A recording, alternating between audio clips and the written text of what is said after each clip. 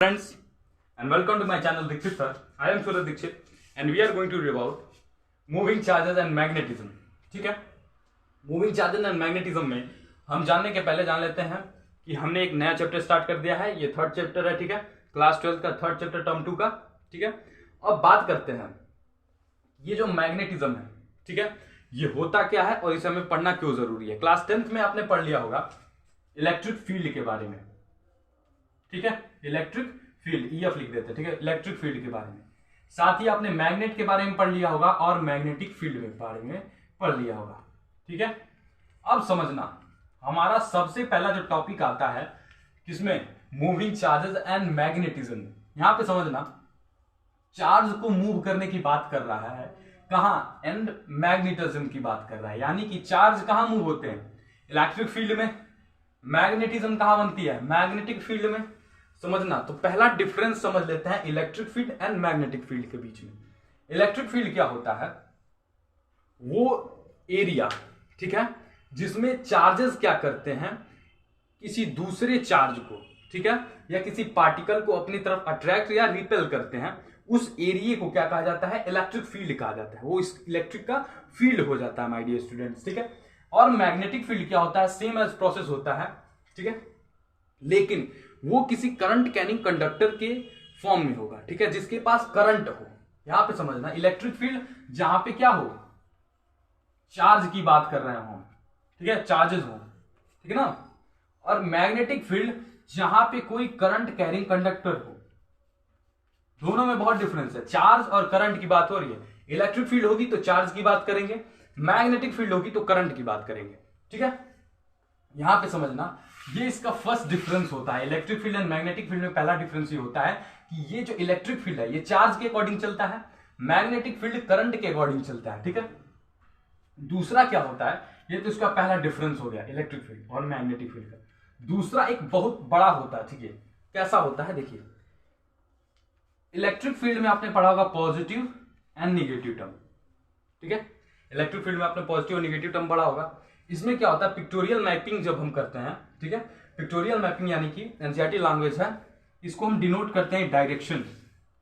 तो कहां से कहां जाता है, पॉजिटिव टू निगेटिव, कहां से कहां, पॉजिटिव टू निगेटिव जाता है। ठीक है, ये हो गया इलेक्ट्रिक फील्ड का। अब ध्यान से देखना, अगर हम मैग्नेटिक फील्ड का बनाते हैं उसमें होता है पोल्स, यानी नॉर्थ साउथ, ठीक है, चलिए इससे मतलब नहीं है, लेकिन इसका डायरेक्शन देखना जरा, ये नॉर्थ टू साउथ तो जाता है, ठीक है, डायरेक्शन गया, ठीक है, ये हाफ लूप बनाया, इसने हाफ लूप बना लिया, लेकिन क्या होता है, ये साउथ टू नॉर्थ भी जाता है, इंटरनल पार्ट में ये साउथ टू नॉर्थ जाता है, यानी कि एक फुल सर्कल बनाता है, ये हाफ सर्कल बनाता है। ठीक है, जब इनकी मैग्नेटिक फील्ड और इलेक्ट्रिक फील्ड में कंपैरिजन करेंगे तो कहेंगे कि electric field lines make a half circle, magnetic field lines make a full circle.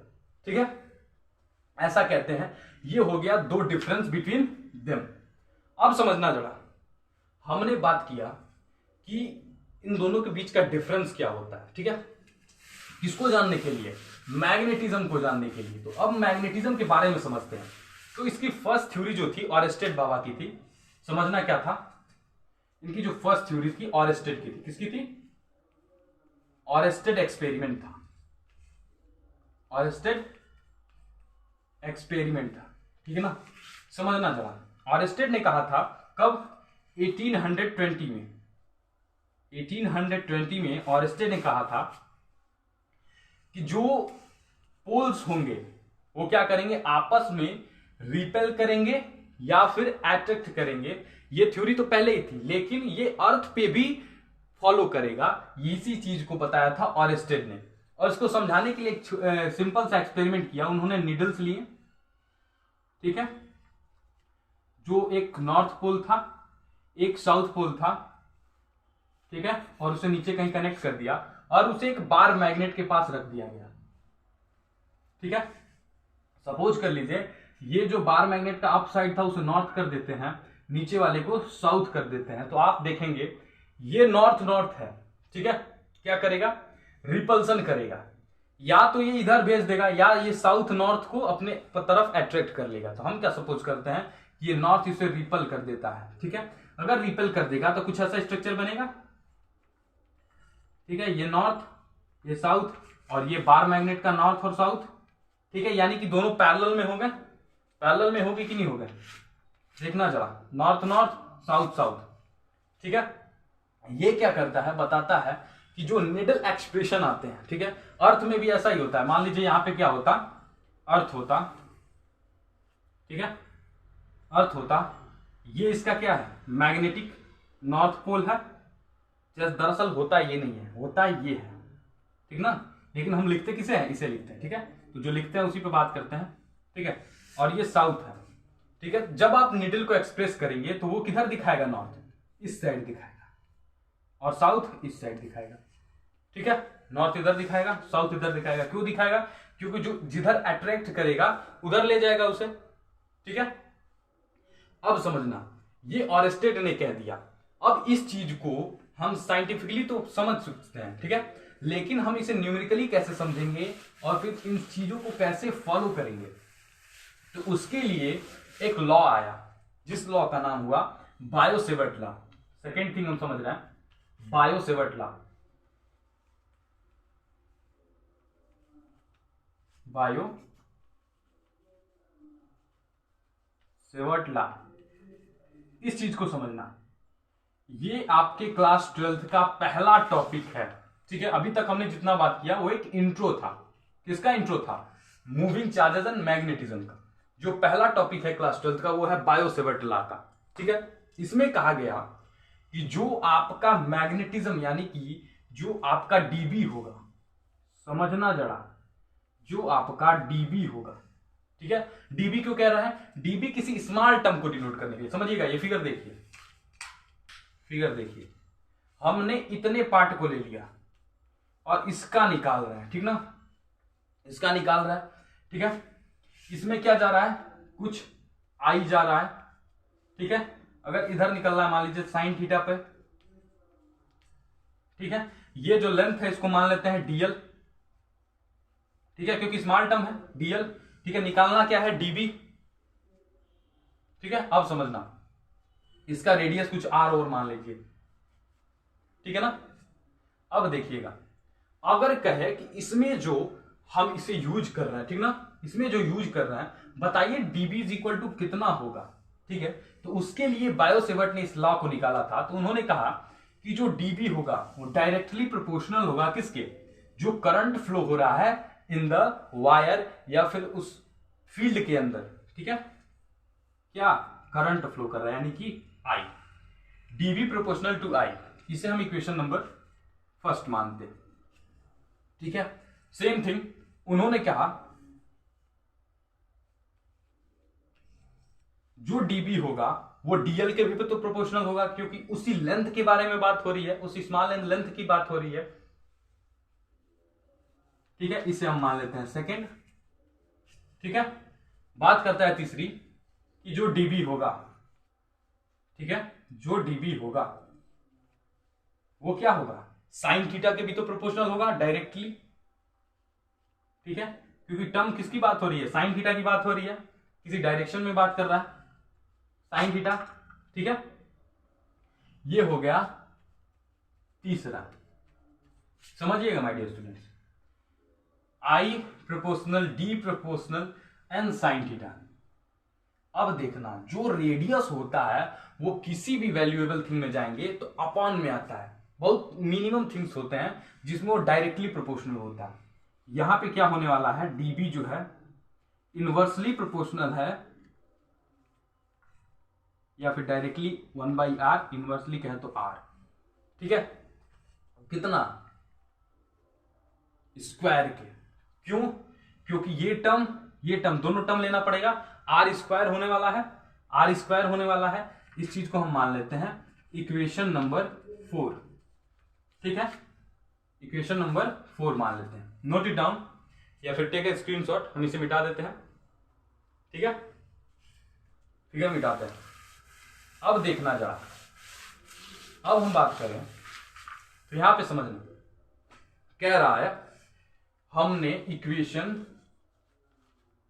ठीक, first, second and third and also fourth, क्या एम्प्लॉइज दैट, डीबी है, डीबी लिख लेते हैं, डीबी, ठीक है, प्रोपोर्शनलिटी लगाते हैं, आइडियल साइन थीटा, तीनों डायरेक्टली है, लिख लेते हैं आई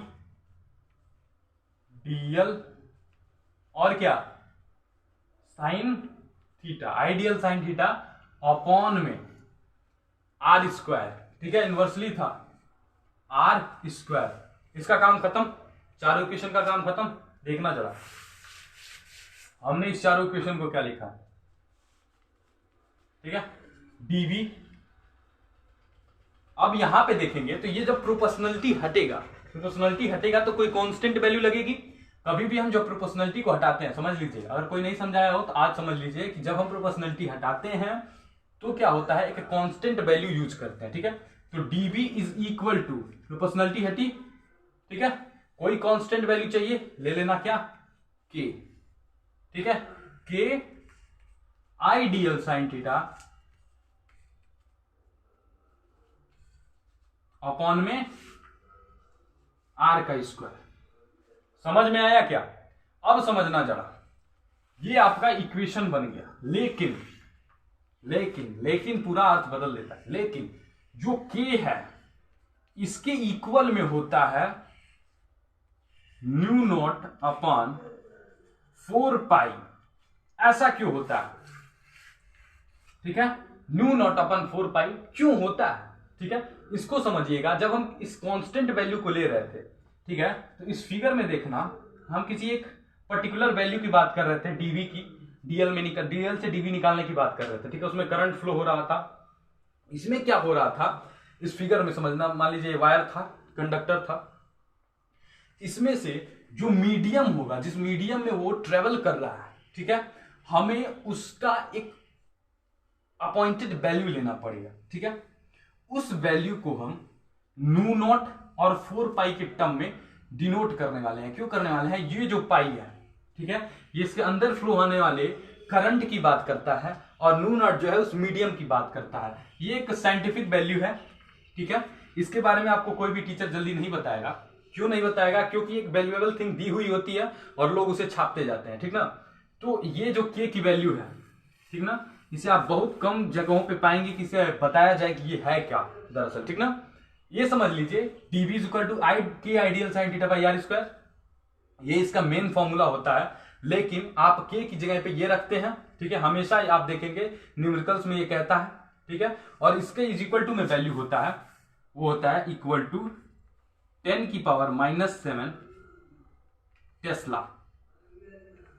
क्या होता है, टेस्ला मीटर पर एम्पियर, ठीक है, ये इसकी वैल्यू होती है।